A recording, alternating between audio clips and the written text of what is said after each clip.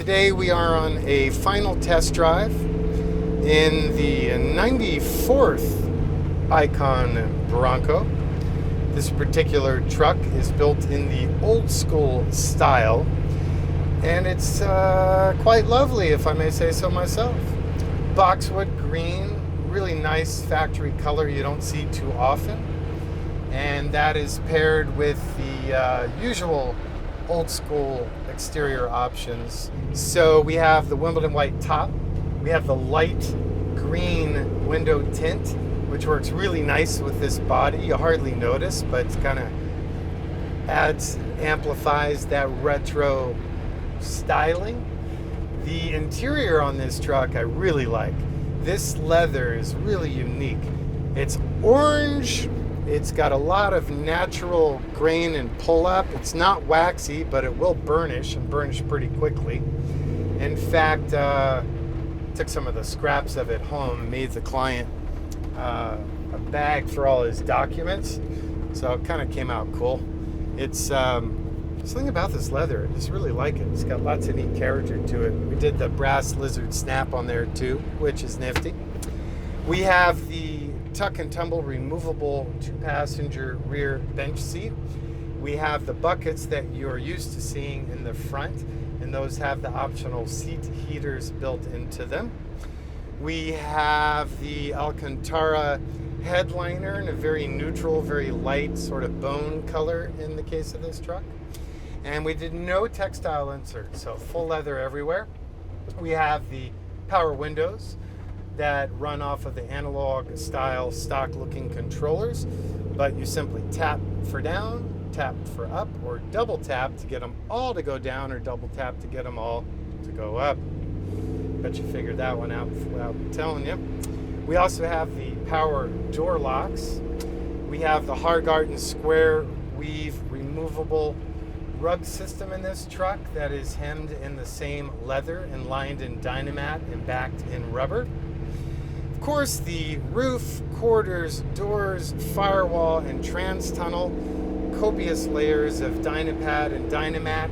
We also have aluminum shields with aerospace reflective quilting on them that are on little stanchions, so they float off of the body between the underside of the body and the powertrain to further isolate heat, which is really nice, because if you spend any time in a stock Bronco, I'm sure you have memories of the soles of your tennis shoes wanting to melt on the gas pedal.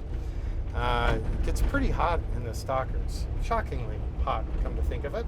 Custom gauges, so it's my normal gauge done by our buddies at Dakota Digital, but we color matched them in the Wimbledon white and the boxwood green, which I really like. You've noticed in recent years we have switched to the more traditional steering wheel. We used to use the Mustang GT wheel, but we switched to the classic Bronco 2-spoke for better visibility to the gauges. In the case of this truck, the client wanted the column painted the Wimbledon white, the steering wheel painted the boxwood green, and then hand-stitched, wrapped in the same leather used on the seats. Lights, wipe wash, fan, vent and temp, in-dash AC, vintage air, Gen 4. For audio, this client did the elevated audio with the Focal K2 speakers. Amp and bass. Bass is built into the floor underneath the driver's seat, so it doesn't take up any space. Works out really nice. AVIC Pioneer head unit with tetherless CarPlay, navigation, Bluetooth, CD, AM, FM, HD, FM, yada, yada, yada. Powertrain, of course, is the beloved Coyote aluminum fuel-injected V8 as found in the current production Mustang GT.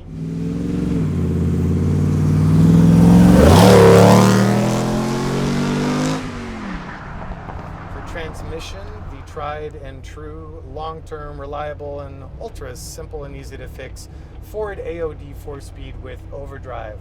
That is sending power through to the Atlas 2 twin-stick shift-on-the-fly, part-time 4-wheel drive 2-speed transfer case, which then is spinning 1310U joints to axles that are Dana architecture, Dana 60, high pinion in the rear, 44 in the front.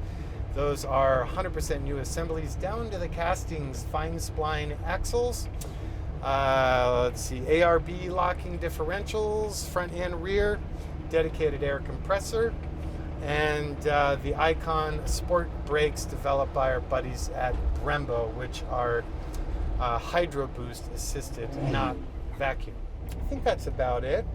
By the way, what do you guys think of the new intros and outros on my videos? It's actually really fun. I was griping to a buddy of mine who's a really good designer, Chris Coddington. He's good in 2D. I'm only decent in 3D for some reason. Different brains, different functions. And I always didn't really love my intro, neither the graphic nor the obnoxious audio tracks. So Chris and I conspired to design the new graphics. And as more videos come out, you'll notice that we have different versions, same thematic, but different for new school and old school Bronco, Thriftmaster, FJ, Derelicts, and Reformers.